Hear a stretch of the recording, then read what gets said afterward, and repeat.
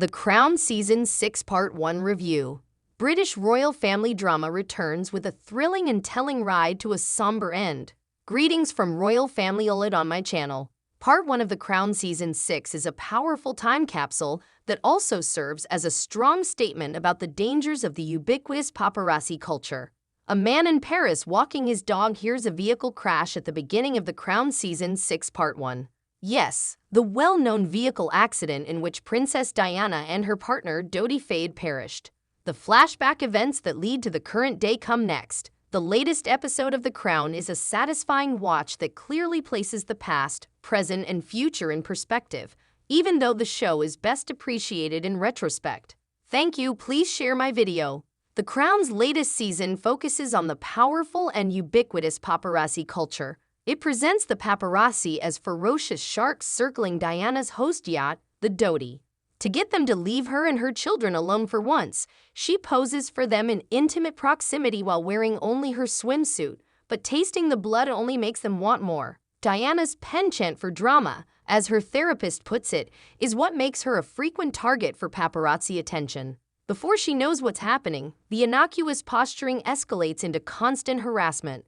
It's no secret that Diana was being followed by photographers at the time of her vehicle accident.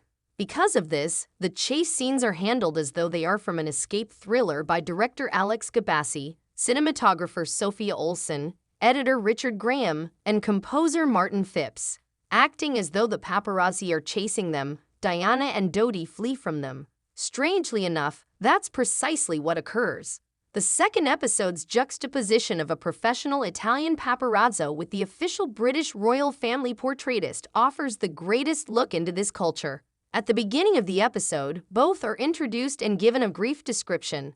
They each give a reason for their actions, speaking straight to the camera as though they were in a documentary, yet another kind of photography. The latter wishes to remain in the background and uphold the dignity of his royal people, while the former regards the paparazzi as hunters and aspires to be as well known as their subjects. One is symbolic of the tabloid princess, while the other is the broadsheet prince. Another scenario that seems right out of a murder investigation is the one in which the Italian paparazzo pictures Diana and Dodi sharing a kiss on his yacht. He is sent on a mission, acting as though he is a hired assassin on assignment to kidnap Diana and Dodi directly from the latter's father. It feels like he's a sniper ready to fire when he trains his long lens on the couple from a distant boat. It feels like he has blood on his hands as he produces those reels in a red-lit lab. Here, losing one's privacy is considered as grave as losing one's life. Author and creator Peter Morgan also makes comments about the gender gap in empathy through the media and fan culture. At a press conference, male reporters questioned Diana about her partner's kissing skills, but female reporters only inquire about her likelihood of getting married again. In a similar vein, the boys want a kiss from Diana, while the girls ask to take her picture. The Crown is a poignant time capsule as well as a modern program, thanks to the enduring dangers of the paparazzi culture. Production designer Martin Childs pays close attention to detail, from the positioning of Panasonic television sets to Nokia telephones, in order to clearly and succinctly depict the timeline of events.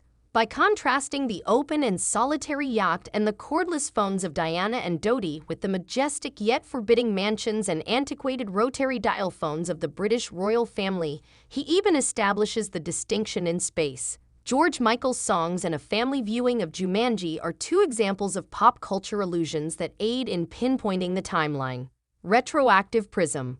William is referred to as the next king by a representative of the British royal family in the first few minutes of The Crown Season 6. That makes sense in light of Prince William's impending coronation as England's king.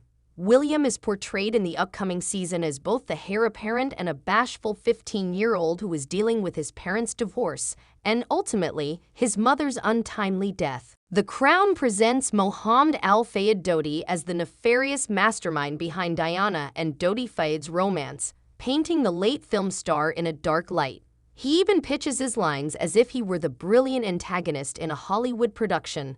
However, the brilliant nuance of actor Salim Daw and Peter Morgan's inclusive plea to not use Dodi as a prop in his story are what give this song a lot of weight and dignity.